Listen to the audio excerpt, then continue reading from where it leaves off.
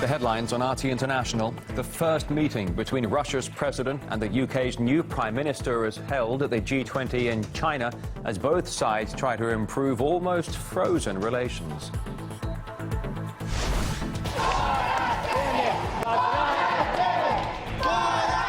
A wave of anti-government protests gripping Brazil this week as former President Dilma Rousseff is impeached by a congressional vote on Wednesday.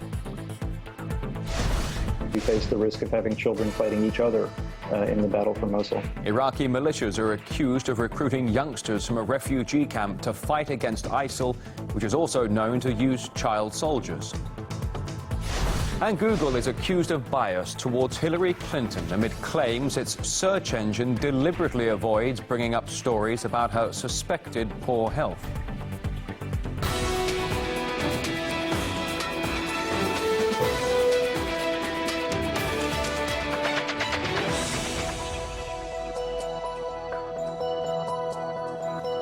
Thanks for sharing your Sunday with us here on RT International. We come to you live from Moscow with the top stories of the week. The first face-to-face meeting between Vladimir Putin and the UK's new Prime Minister has just been held, this alongside the G20 summit in China. Under Theresa May's predecessor, relations between Britain and Russia almost froze over completely. RT's Daniel Hawkins has more. This is the first meeting between President Putin and UK Prime Minister Theresa May in her new capacity as leader of her country. It's a very important first meeting. It will set the scene and the tone for any future negotiations, and it's of course hoped from both sides that the tone will be an improvement from that which existed with her predecessor, Prime Minister David Cameron.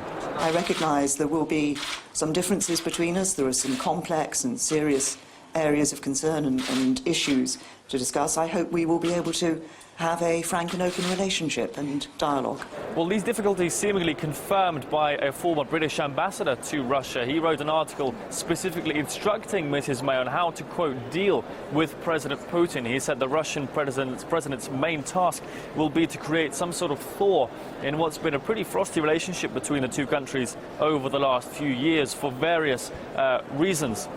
Now, let's take a look at some of those difficult questions which Prime Minister Theresa May mentioned earlier. First and foremost, it will be the portrayal of Russia as a threat to the UK and indeed to Europe. It's a portrayal that's been occurring quite widely in a lot of Western mainstream media. Russian bombers over the channel, Russian military exercise on the border. Secondly, it's Putin's alleged involvement in the UK's Brexit referendum.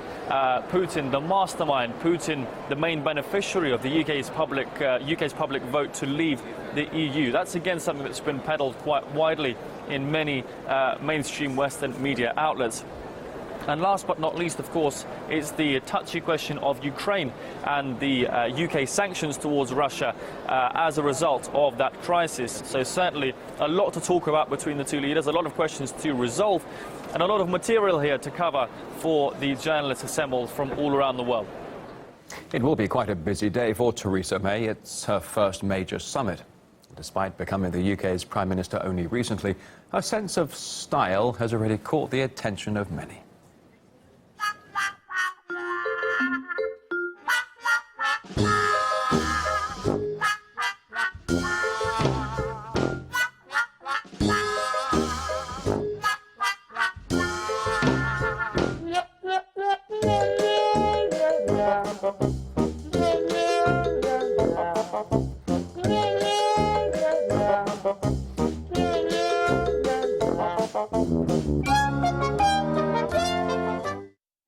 Earlier, Russia's president also met his Chinese counterpart ahead of the start of the summit.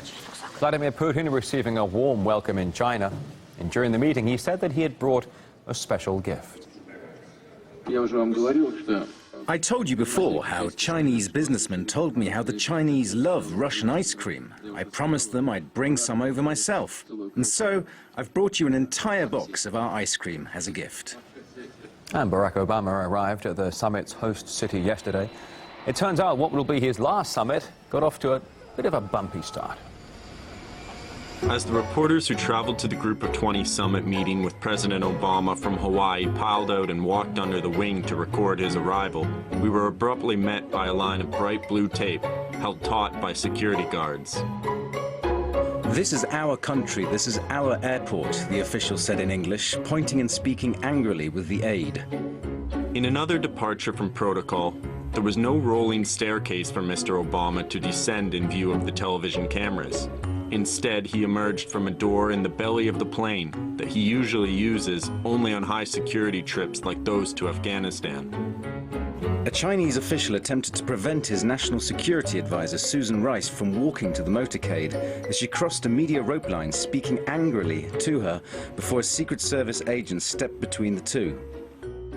We will continue following the summit here on RT International. The very latest updates, we'll get them to you the moment we can.